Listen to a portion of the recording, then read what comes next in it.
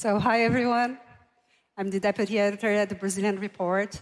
I know that AI has been dominating the debates lately, but today we are here to discuss this from a different perspective, the perspective from people who are leading the teams that are building these solutions. Our mission here is to learn more about how these two leaders are making financial services more inclusive, but also to learn how they keep their teams engaged in finding solutions for such challenging goals.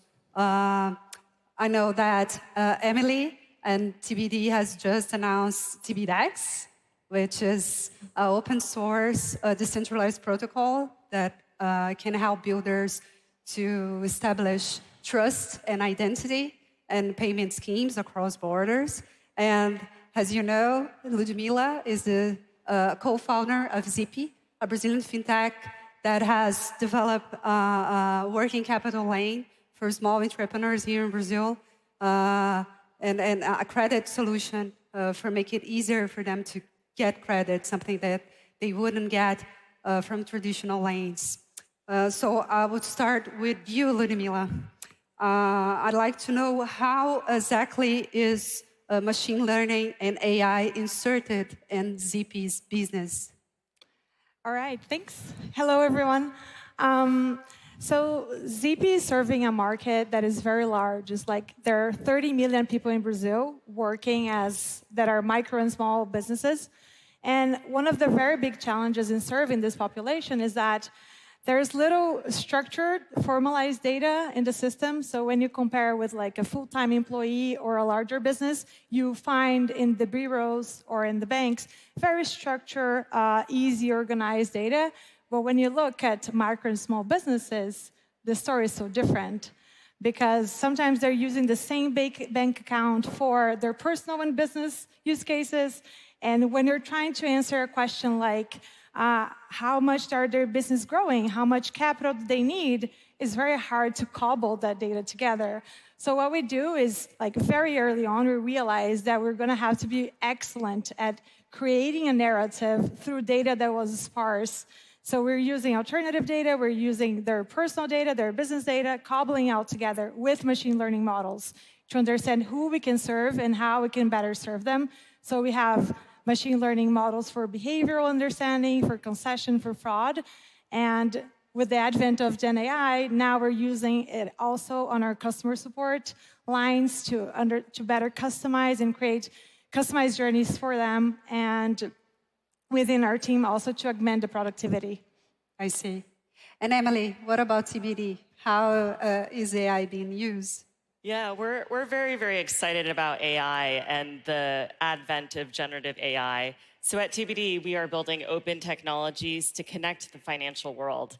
It's in service of our purpose at Block of economic empowerment. And we have a really rich history of using ML and AI over the last decade in order to underwrite merchants and small businesses that couldn't even get access to payments on Cash App, to underwrite people who were previously underbanked, that don't have a credit record and might not be able to get a bank account or a loan, right? So we've done this very, very successfully.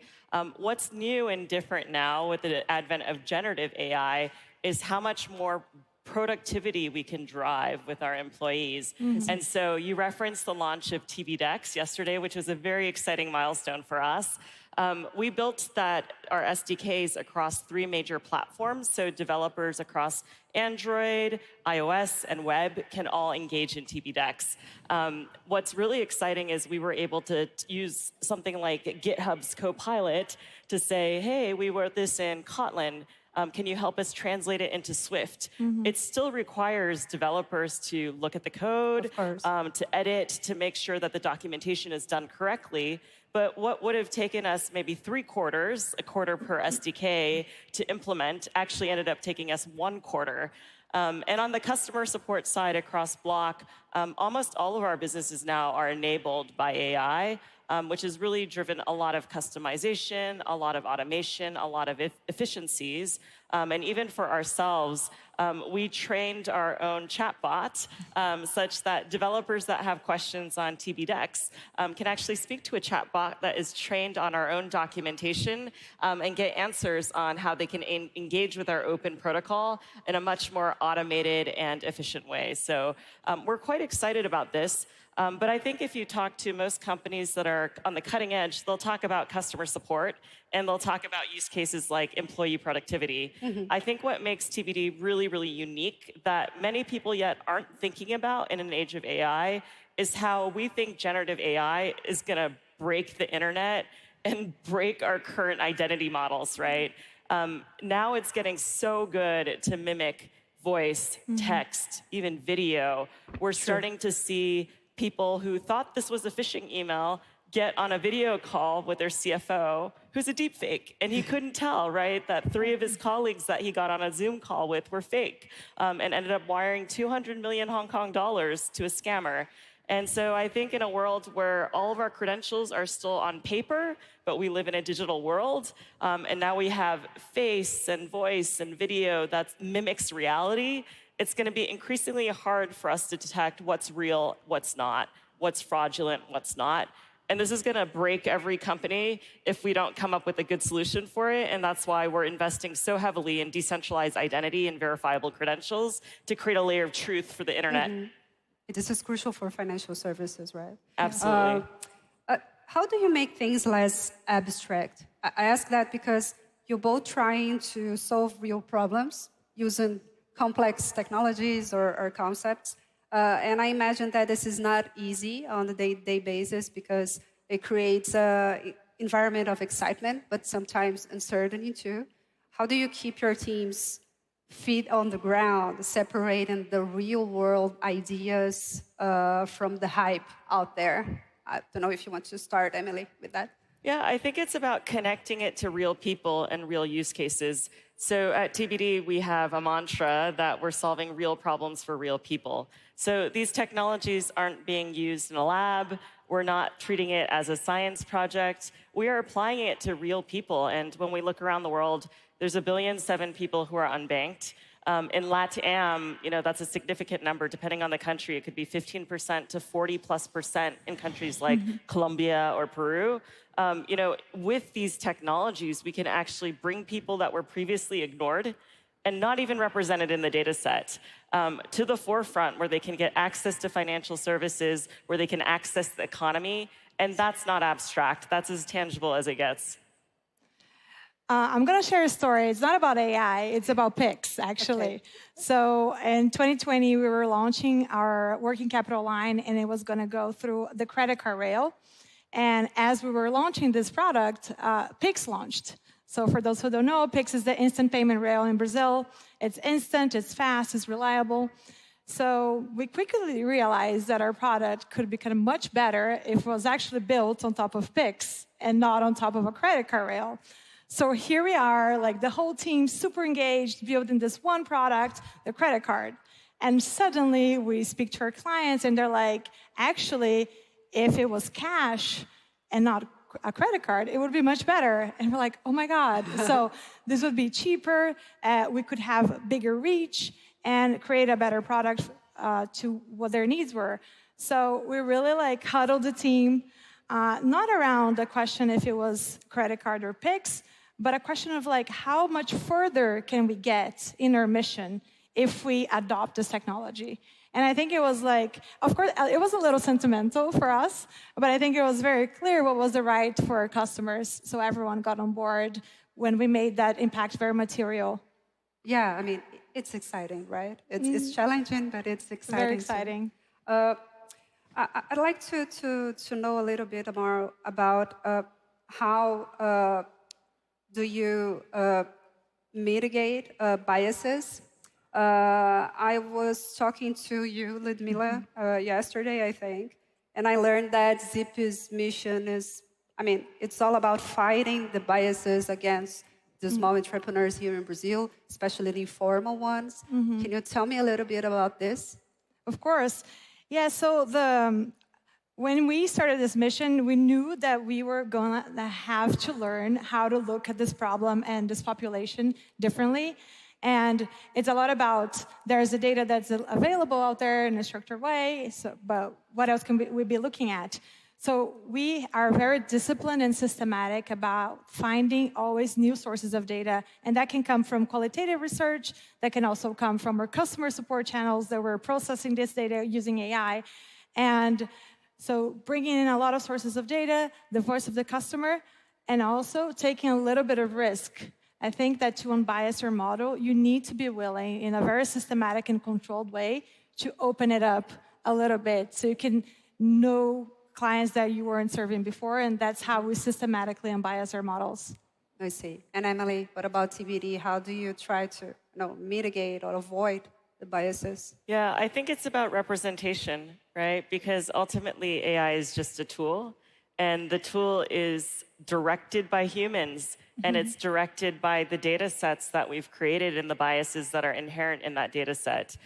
We have a rich history of thinking about empowerment, and empowerment specifically for demographics that have been very underserved, whether you're a merchant or on Cash App, we now serve 80 million people, and the majority of the people that we served, at least initially, were African Americans and Latinos that couldn't get an access to a bank account, right? And so we have a rich data set and a rich history of serving those who were overlooked by others whose data sets said, no, they're too risky from a credit perspective, yes, or no, they don't have sufficient identity documentation, or no, they don't have enough ROI for me to take a risk on them, right?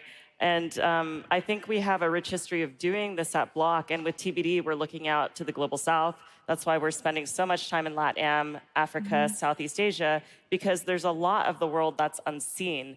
Globally, it's close to 1 billion people who don't have identity credentials and documentation.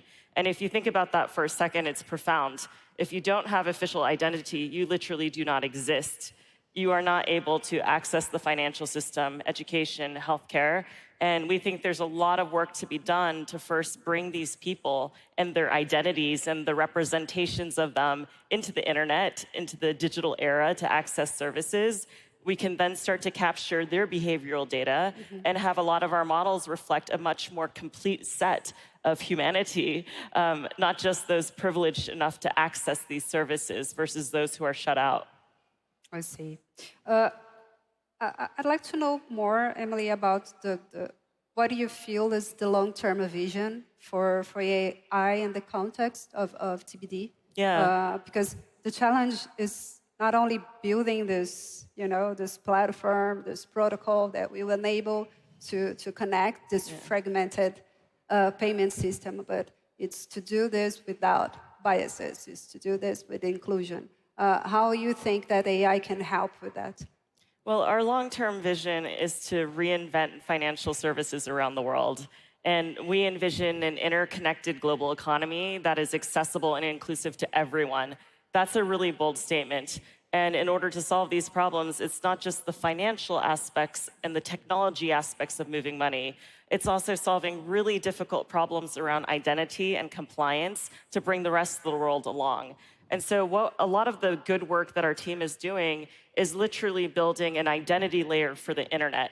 And this is something that was never contemplated when the internet was first formed. It was formed to allow machines to speak to each other. It wasn't formed to allow us to identify, are you Fabiane, who you are, especially when I'm on Zoom? When you call me, is that you or a fraudster or a phishing person, especially with Gen AI making it so convincing now? And so we envision ourselves bringing identity into the digital age, into something that's much more secure, much more privacy preserving, especially in an age where our data is everywhere. Think of how many data points large technology companies or large databases have on us, right? We need a better representation of that. We need more people to be included, and we need modern identity systems in order to unlock financial access for this era in a more inclusive way. Yes, totally. And I think we could move to a more generic question. I'd like to know from both of you, I can start with you, Ludmila, what do you think is the most dangerous thing about AI? Because we are talking about how it can help, right, the missions of your both companies, but what about the dangers? I'll speak from our operation perspective. So identity is definitely a big one. Like we need to understand who we're serving. But also as we think about shipping code to production using Gen AI, and what are all the systems that you need to have in place for the people that are using these technologies, so we're not shipping bugs to production. And as well in our customer support front, the care that we have in like making sure that the answers are making sense, especially when you increase volume. So we have this whole operation set up so we can supervise and make sure everything's going in the right direction. So I think a lot about understanding how independent can these models be and where can the human get in so it's not making the wrong decisions. For us, I think you have to think about the implications of models, large language models, and what's powering them, what's making them so compelling and increasingly so. These models are great because they consume lots of data, internet-scale data, and it's all about data and compute. Now, the data part is something I think we need to be cognizant of. We've given away so much of our private data and information on the web. There's so much identifying data. Our social security numbers are being sold on the dark web. Our PII has been leaked at times, including by OpenAI, right? That I think we need to think about decentralization, actually, and that's something we're not talking enough about, that TBD is very focused on. How do we decentralize access to data and access to training models such that they're not only in the hands of the biggest giants and consolidated people, the monopolies of the world to train, right? How do we make this more accessible and representative of humanity in terms of the data sets, but also how do we protect the privacy and security of our data sets? I don't think many people realize, because ChatGPT is just such a fun tool and compelling tool to use, but how are your prompts being used?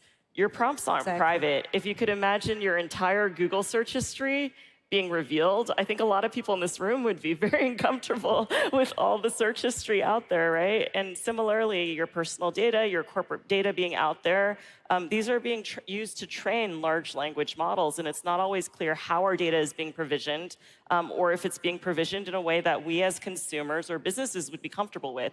So I think that there's a lot of work we're doing to decentralize access to data, which would give you the benefits of AI that can accrue to humanity without many of the attendant risks around data breaches, the way our data has been used by actors that aren't always good stewards of our data. And that's very, very important as we move into an age of AI. Thanks a lot. Yeah. Thanks a lot, girls. Yeah. I had a lot more questions, but we have to wrap things up here. Yeah. Thanks for having us. Thank you.